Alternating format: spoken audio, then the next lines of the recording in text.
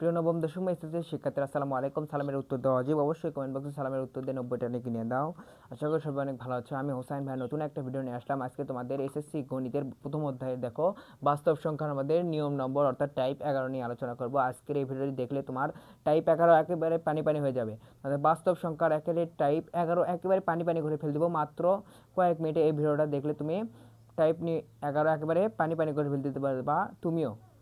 তো বেশি কথা না বলে শুরু করে দেখো, বিগত ক্লাসে আমরা টাইপ 1 থেকে 10 পর্যন্ত নিয়ে আলোচনা করেছি এবং বেসিক নিয়ে আলোচনা করেছি। তোমরা যদি ওইগুলো ক্লাস না দেখে থাকো অবশ্যই প্লেলিস্টে গিয়ে যেয়ে দেখে আসো, এবং তোমরা যারা দেখে আসছো তোমাদেরকে অসংখ্য ধন্যবাদ। তো বেশি কথা না বলে শুরু করে দেখো। ভিডিওটি ভালো লাগলে অবশ্যই লাইক করবে এবং চ্যানেলটি সাবস্ক্রাইব করে দেবা এবং পাশে থাকা বেল আইকনটিতে ক্লিক করবা। এবং দেখো আমরা শুরু করি। দেখো আজকে আমরা টাইপ 11 নিয়ে আলোচনা করব। এভাবে তোমাদের প্রত্যেকটা অধ্যায় একেবারে টাইপ আকারে শেষ করে ফেল দেবো এবং প্রত্যেকটা নিয়ম একেবারে পানি পানি করে ফেল দেবো এবং পুরো গণিত বই তোমাদের একেবারে পানি পানি করে ফেল দেবো। তোমরা শুধু আমার পাশেই থাকবা। তো চলো শুরু করি আজকের ক্লাসটা। আজকে বলছে যে 0.31 এবং 0.12 এর মধ্যে দুইটি অমূলদ সংখ্যা নির্ণয় করতে বলছে। এবং আমাদের আজকের টাইপ হচ্ছে 11। আজকে মূলদ এবং অমূলদ সংখ্যা আমাদের নির্ণয় করতে বলছে দুইটা সংখ্যার মাঝামাঝি। তো আমরা আগে শিখি। দেখো মূলদ ও অমূলদ সংখ্যা কি। তোমরা যদি আগেকার ক্লাসগুলো না দেখে থাকো তো দেখে আসো প্রথম ক্লাসগুলো, তাহলে তোমরা মূলদ অমূলদ আগে ভালোভাবে বুঝবা। তো আমরা শুরু করি। দেখো প্রথমে বলছে মূলদ সংখ্যা কি। দেখো দশমিকের পরে যদি কোনো সংখ্যা যদি পৌনঃপুনি গলা থাকে, দেখো আমরা আগে দেখি যে অমূলদ সংখ্যা আগে শিখি, তারপরে আমরা বাকি সবগুলো হচ্ছে মূলদ সংখ্যা। আমরা যদি অমূলদ সংখ্যা শিখি তাহলে আমরা সবগুলো বুঝবো যে মূলদ সংখ্যা। অমূলদ সংখ্যা কি, অমূলদ সংখ্যা যদি আমরা শিখি তাহলে বাকি সবগুলো হচ্ছে মূলদ সংখ্যা, আমরা তাহলে জানবো। তাহলে আমরা আগে অমূলদ সংখ্যা শিখি। দেখো দেখি আমরা অমূলদ সংখ্যা, অমূলদ সংখ্যা। দেখো অমূলদ সংখ্যা কি। দশমিকের পরে দেখো যেটা চলতেই থাকবে অসীম অনাবৃত দশমিক ভগ্নাংশ। দেখো ধরো এখানে আছে হচ্ছে 2.43418664। দেখো কোনো সীমিত আছে, একটা সংখ্যা কিন্তু বারবারও আসেনি। এটা dot dot dot dot dot চলতেই থাকবে, অসীম পর্যন্ত চলতেই থাকবে, এর কোনো শেষ নেই। তার মানে এটা কি বুঝবো, অমূলদ সংখ্যা। কি বুঝলাম, দশমিকের পরে কোনো সংখ্যা যদি অনেক অনেক সংখ্যা যদি মিল না থাকে এবং সেটা যদি অসীম পর্যন্ত চলতে থাকে সেটা হচ্ছে অমূলদ সংখ্যা। তারপরে দেখো মূলদ সংখ্যা আমরা দেখি। দেখো আর বাকি সবগুলো হচ্ছে তার মানে কি মূলদ সংখ্যা, আমরা তো জানলামই। দেখো মূলদ সংখ্যা কি। দেখো দশমিকের পরে যদি একটা সংখ্যা যদি বারবার আসে, দেখো এটাও কিন্তু বারবার আসে, এটাও কিন্তু ডট ডট ডট ডট চলতে থাকবে, কিন্তু এটা হচ্ছে বারবার আসবে। আর অমূলদটা হচ্ছে বারবার আসবে না, আলাদা আলাদা সংখ্যা আসবে বারবার। আর এটা হচ্ছে মূলদ সংখ্যা, এটা কিন্তু বারবার একই সংখ্যা আসবে, কিন্তু একই সংখ্যা এতগুলো লেখার চেয়ে যদি আমরা একটার পর পৌনঃপুনিক দিই তাহলে আমরা বুঝবো যে খালি 444 এটাই আছে। তাহলে যেটা আমাদের বারবার রিপিট হবে সেটা আমরা বুঝবো হচ্ছে মূলদ সংখ্যা, আর যেটা আমাদের বারবার রিপিট হবে না, আলাদা আলাদা সংখ্যা আসবে অসীম পর্যন্ত, সেটা হচ্ছে অমূলদ সংখ্যা আমরা বুঝবো। তো চলো আমরা শুরু করি। দেখো আশা করি বুঝছো। এবং দেখো দশমিক ভগ্নাংশে কিন্তু প্রকাশ করা যাবে না এই অমূলদ সংখ্যাটাকে, কিন্তু এটাকে কিন্তু আমরা ভগ্নাংশে প্রকাশ করতে পারবো। দেখো এটাকে কিন্তু অসীম পর্যন্ত চলতে আছে, এটাকে কিভাবে তোমরা ভগ্নাংশে আনবা, আর কিন্তু এটাকে তোমরা ভগ্নাংশে আনবা কিভাবে। দেখো এখানে দশমিকের জন্য নিচে হবে একটা 1, দশমিকের পরে একটা সংখ্যা, এখানে একটা শূন্য দিলাম, আর উপরে আছে হচ্ছে 2 4। দেখো আমরা কিন্তু এটা ভগ্নাংশে রূপান্তর করছি, কিন্তু এটা কিন্তু বারবার চলতেই আছে, এটাকে আমরা কিভাবে আনবো, এখানে কিন্তু আনা যাবে না। অর্থাৎ যেটা অসীম অনাবৃতভাবে চলতে থাকবে সেটা হচ্ছে অমূলদ সংখ্যা। আশা করি বুঝছো। দেখো তো এখন আমরা প্রশ্ন সলভ করি। দেখো বুঝছো, যদি বুঝে থাকো তাহলে আমরা প্রশ্ন সলভ করে। বলছে 0.1331। দেখো আমাদের বলছে 0.31, আর একটা দিছে হচ্ছে 0.12। দেখো এই দুইটার মধ্যে আমাদের কি বলছে, অমূলদ সংখ্যা নির্ণয় করতে বলছে। দুইটা অমূলদ সংখ্যা নির্ণয় করতে বলছে এই দুইটার মধ্যে। দেখো আমরা যেমন দেখতে পারি এখানে 12 আছে আর এখানে 0.31 আছে, তাহলে 0.12 এবং 0.31-এর ভিতরে কিন্তু কোটি কোটি আমরা অমূলদ সংখ্যা নির্ণয় করতে পারি। অমূলদ সংখ্যা কি দেখলাম একটু আগেই, যেটা চলতেই থাকবে অসীম অনাবৃত, অর্থাৎ এর মাঝামাঝি আমাদের আনতে হবে যেন এটার বড় হয় এবং এটার ছোট হয়। তার মানে কি, এর মাঝামাঝি। ধরো তোমাকে বললো যে 10 থেকে 15-এর ভিতর, 10 থেকে 20-এর ভিতর তোমাদের দুইটা সংখ্যা লিখতে বললো, তখন তুমি কি লিখবা? 10 লিখবা না আর 20 লিখবা না, এবং 20-এর উপর লিখবা না, 10-এর নিচে লিখবা না। তার মানে 10 এবং 20-এর মধ্যে তোমরা কি লিখবা? 11, 12, 13, 14, 15, 16, 17, 18, 19 পর্যন্ত কিন্তু লিখতে পারবা। তাহলে এরকমই দেখো, এটার বেশি হবে, এটার ছোট হবে, এভাবে আমাদের দুইটা অমূলদ সংখ্যা লিখতে হবে। আর অমূলদ সংখ্যা কি করতে হবে? যেন অসীম অনাবৃতভাবে চলতে থাকে সেভাবে আমরা করব। দেখো এখন এখানে আছে হচ্ছে 0.12, আমরা দেখি এখন যদি দিই, দেখো 0.0, এখানে যদি আমরা দিই 0.1 যদি 3 দিই তাহলে কি সমস্যা? এখানে আছে হচ্ছে 0.12, আমরা 13 দিলাম, তার মানে 12 আমরা বেশি দিয়েছি। তারপরে আমরা চলতেই থাকবে, দেখো 4, 2, 4, 1, দেখো 1, 0, 7, দেখো আলাদা আলাদাভাবে চলতে আছে, ডট ডট ডট, অর্থাৎ চলতে আছে আলাদা আলাদা সংখ্যা। কিন্তু আমাদের এই 12 আমাদের বেশি লিখছি, আর 31 আমরা কম লিখছি কিনা? লিখছি তো, তার মানে এই মাঝামাঝি এটা একটা হয়ে গেল অমূলদ সংখ্যা। এখন মূলদ সংখ্যা যদি এর মধ্যে বলতো তাহলে আমরা কি দিতাম? মূলদ সংখ্যা দিতাম, অর্থাৎ এগুলো ডট ডট ছাড়া যদি এটা লিখতাম তাহলে এটাই হয়ে যেত মূলদ সংখ্যা। যদি আমরা ডট ডট দেই তাহলে বুঝবো এটা অমূলদ সংখ্যা, আর যে ডট ডট ছাড়া দেই যে এ পর্যন্তই আটকানো হয়েছে আর কোনো অসীম পর্যন্ত চলবে না, তার মানে এটা হচ্ছে মূলদ সংখ্যা। আর যেহেতু আমাদের অমূলদ সংখ্যা নির্ণয় করতে বলছে দুইটি, আমাদের একটা দিলাম হচ্ছে অমূলদ সংখ্যা, এটা হচ্ছে ডট ডট দিলাম, এটা হচ্ছে অমূলদ সংখ্যা। তারপরে আমরা আরেকটা দিতে পারি, দেখো আর একটা 0 পয়েন্ট, ধরো এখানে 1, 2 আছে, আমরা 1, দেখো এখানে আছে হচ্ছে 31 আছে, 31-এর কম আমরা লিখতে পারি, আমরা দিতে পারি 2, 0 দিতে পারি, 0.20, 4, 1, 8, 7, 4, 7, 2, 1, দেখো অসীমভাবে চলতে আসে, একই সংখ্যা কিন্তু বারবার আসেনি। তার মানে আমরা দুইটা কিন্তু অর্থাৎ তোমাদেরকে এমন একটা সংখ্যা আনতে হবে অমূলদ যেন এটার যেন বড় হয় এবং এটার যেন ছোট হয়, সেরকম আনতে হবে।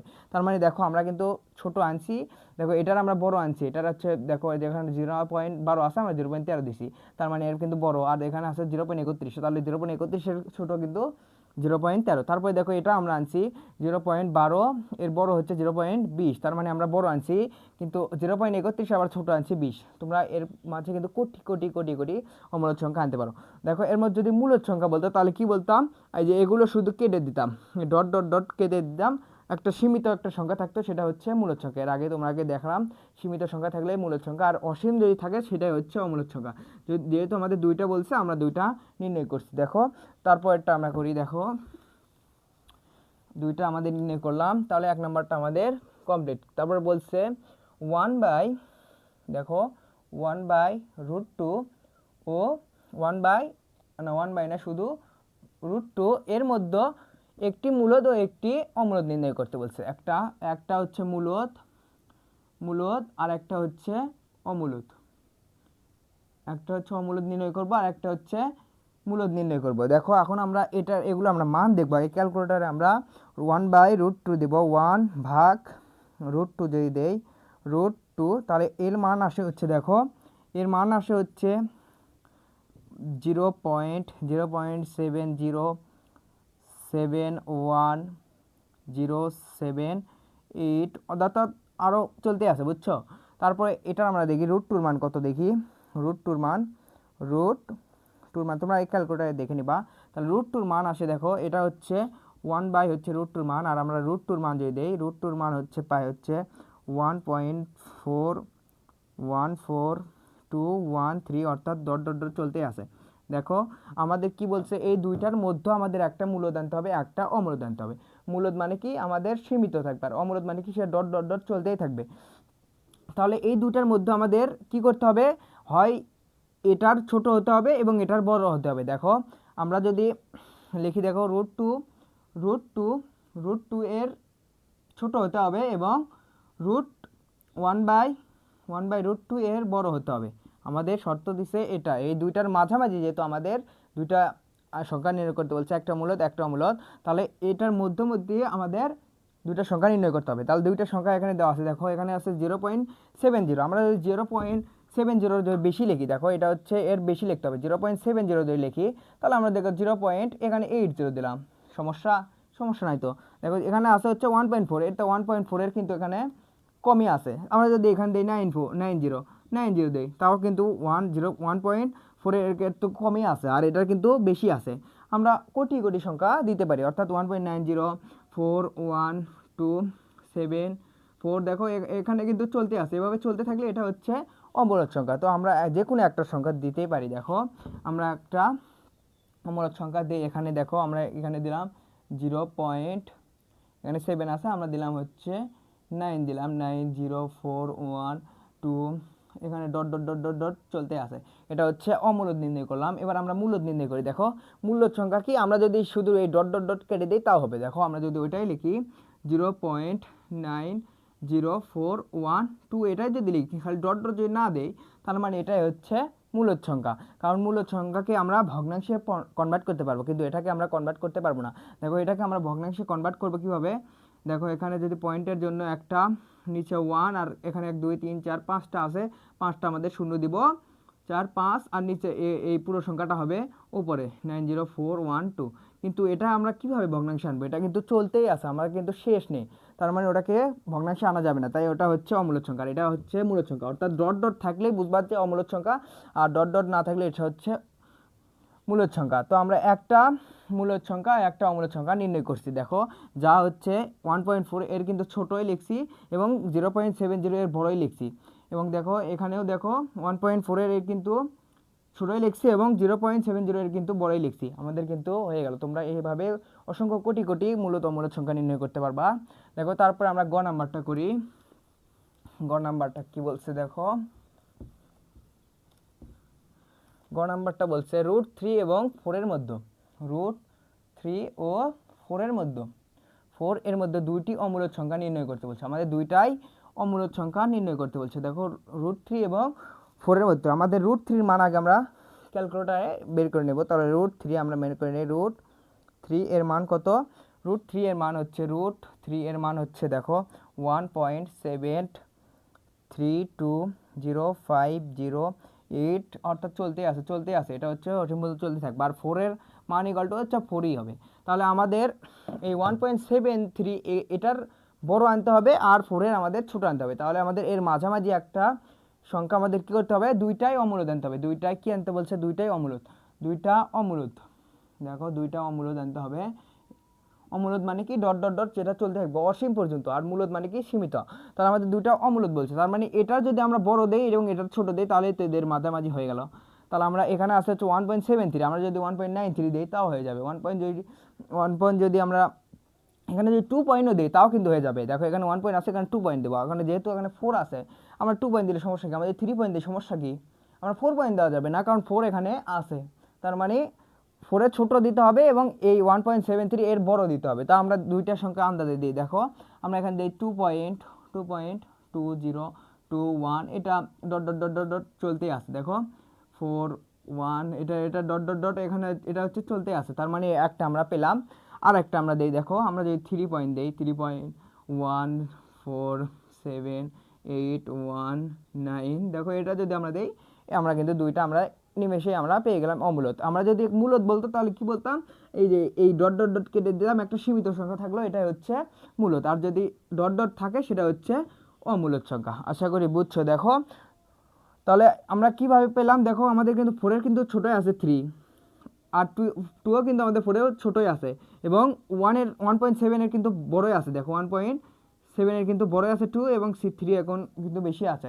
আমরা যদি আর একটা দিতে পারতাম, দেখো আমরা আরও কোটি করে দিতে পারবো, কিন্তু আমরা যদি আর একটা দিই, দেখো আমরা 1 পয়েন্ট কিন্তু এখানে 7 আছে, আমরা যদি 8 দিই 1.8 দিতাম, 3 2 আমরা 5 যাই দিতাম, কিন্তু 1 পয়েন্ট এখানে 7 আছে, আমরা 8 দিলাম। তার মানে কি, এটার হচ্ছে বড় হয়ে গেল আর এটার হচ্ছে ছোট হয়ে গেল। আমরা এভাবে নির্ণয় করবো। দেখো আশা করি বুঝছো। দেখো যদি তুমি বুঝে থাকো তাহলে তুমি এটা নির্ণয় করবে। √5 ও 7 এর মধ্যে দুইটা অমূলদ ও দুইটা মূলদ নির্ণয় করবা। √5 ও 7 এর মধ্যে দুইটা অমূলদ ও দুইটা মূলদ তুমি যদি বুঝে থাকো তাহলে অবশ্যই এটার উত্তর করে কমেন্ট বক্সে অবশ্যই জানিয়ে দিবা। যদি বুঝে থাকো, যদি না বুঝে থাকো আবার কমেন্ট করবা, আমি আবার বোঝাবো। তো ভিডিওটা এই পর্যন্ত। দেখো খুব সহজে আমরা একেবারে পানি করে ফেল দিলাম মাত্র কয়েক মিনিটে। তো ভিডিওটি আজকে এই পর্যন্ত। এভাবে তোমাদের গণিত বই একেবারে পুরো অধ্যায় একেবারে শেষ করে ফেলে দেবো এবং প্রতিটা অধ্যায় পুরো গণিত বই একেবারে পানি পানি করে ফেলে দেবো। তোমরা শুধু আমার সাথেই থাকবা। তো এর পরবর্তীতে আমরা টাইপ 12 নিয়ে আলোচনা করব। পরবর্তী ক্লাসটি মনোযোগ সহকারে দেখবা এবং পরবর্তী ক্লাসটি দেখার আমন্ত্রণ জানিয়ে আজকে বিদায় নিচ্ছি। তো ভিডিওটি ভালো লাগলে অবশ্যই লাইক করবা এবং চ্যানেলটি সাবস্ক্রাইব করে দিয়ে পাশেই থাকবা এবং বন্ধুদের মাঝে শেয়ার করবা। তুমি কততম ব্যাচ অবশ্যই কমেন্ট বক্সে জানাবা এবং আজকের ক্লাসটি তুমি বুঝছো কিনা অবশ্যই কমেন্ট বক্সে জানাবা এবং কেমন লেগেছে ক্লাসটি অবশ্যই জানাবা এবং তুমি কোন বোর্ড থেকে দেখতেছো অবশ্যই সেটাও কমেন্ট বক্সে জানাবা। এবং তোমার যদি কোনো প্রশ্ন থাকে এবং তুমি যদি কোনো কোশ্চেন থাকে অবশ্যই কমেন্ট বক্সে জানাবা। এবং আরেকবার বলি, ভিডিওটি ভালো লাগলে অবশ্যই লাইক করবা এবং চ্যানেলটি সাবস্ক্রাইব করে দিয়ে পাশেই থাকবা এবং বন্ধুদের মাঝে শেয়ার করবা এবং ডিসক্রিপশন বক্সে একটা ফেসবুক লিঙ্ক আছে, ওটা থেকে একটু ফলো করে দিয়ে আসবা। তো পরবর্তী টাইপ অর্থাৎ পরবর্তী ক্লাসটি দেখার আমন্ত্রণ জানিয়ে আজকে বিদায় নিচ্ছি। আসসালামু আলাইকুম।